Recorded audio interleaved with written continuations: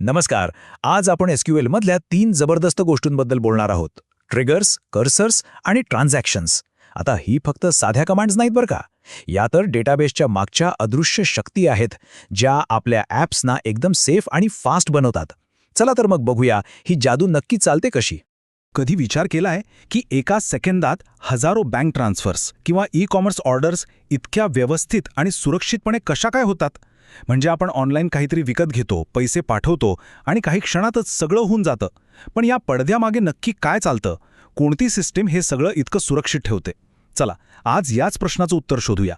आणि गंमत म्हणजे या मोठ्या प्रश्नाचं उत्तर आपल्या एसक्यूएलमध्येच दडलेलं आहे. हे 3 खास पॉवर टूल्स आहेत जे डेटाची सुरक्षितता आणि अचूकता सांभाळतात. चला तर मग एक एक करून ही हत्यारं समजून घेऊया. तर आपलं पहिलं पॉवर टूल आहे ट्रिगर्स. नावावरूनच कळतंय नाही का, हे काहीतरी ट्रिगर करतं.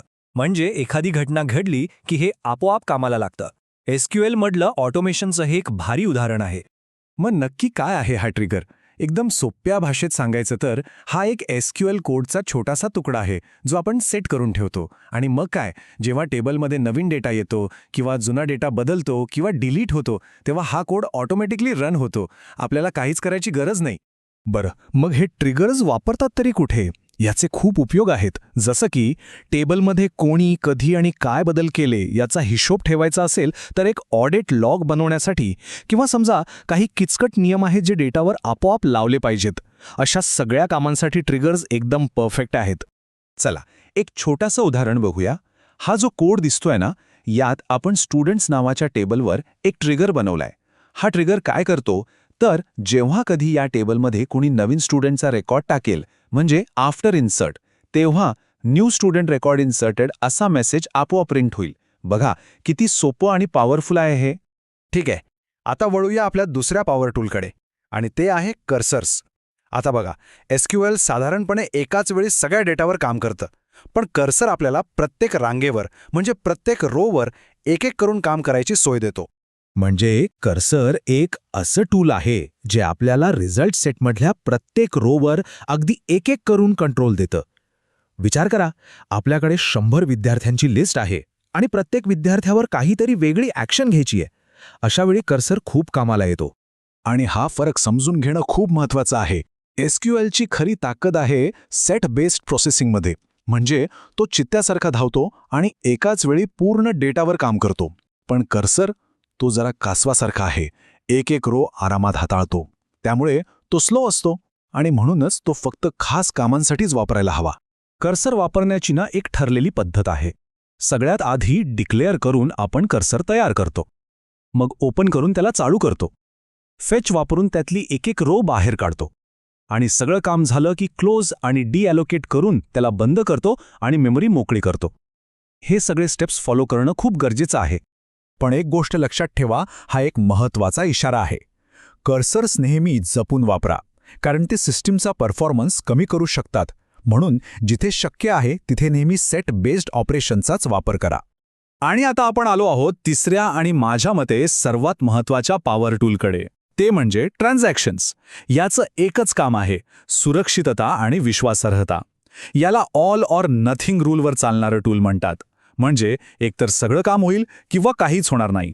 तर ट्रान्झॅक्शन म्हणजे काय? हा हे एसक्यूएल कमांड्सचा एक ग्रुप, ज्याला आपण एक सिंगल युनिट मानतो. जर या ग्रुपमधल्या सगळ्या कमांड्स यशस्वी झाल्या तरच कमिट करून ते बदल फायनल केले जातात. पण जर त्यातली एकही कमांड फसली तर रोलबॅक वापरून सगळं काही रद्द केलं जातं. ट्रान्झॅक्शन्स इतके विश्वासार्ह का आहेत? कारण ते 4 नियमांवर चालतात, ज्यांना ॲसिड प्रॉपर्टीज म्हणतात. ए म्हणजे ॲटॉमिसिटी, म्हणजे ऑल ऑर नथिंग. सी म्हणजे कन्सिस्टन्सी, म्हणजे डेटा नेहमी नियमातच राहतो. आय म्हणजे आयसोलेशन, म्हणजे एकाच वेळी चालणाऱ्या 2 ट्रान्झॅक्शन्स एकमेकांना त्रास देत नाहीत. आणि डी म्हणजे ड्युरॅबिलिटी, म्हणजे एकदा केलेला बदल कायमचा टिकतो. याचमुळे आपला डेटा सुरक्षित राहतो. याचं सगळ्यात चांगलं उदाहरण म्हणजे बँक ट्रान्सफर.